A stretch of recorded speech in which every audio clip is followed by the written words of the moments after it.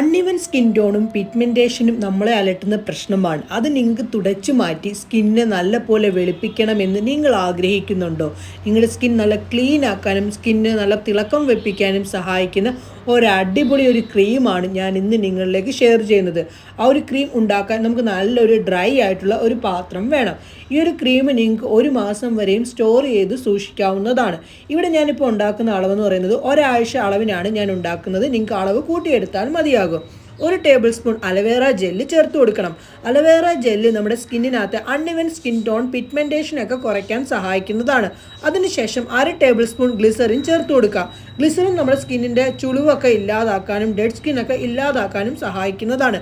അതിനുശേഷം അതിലേക്ക് 1 table spoon rose water ചേർത്ത് കൊടുക്കണം. ഇനി ഇതിലേക്ക് നമ്മൾ ചേർത്ത് കൊടുക്കാൻ പോകുന്നത് ലെമൺ എസൻഷ്യൽ ഓയിലാണ് ചേർത്ത് കൊടുക്കുന്നത്.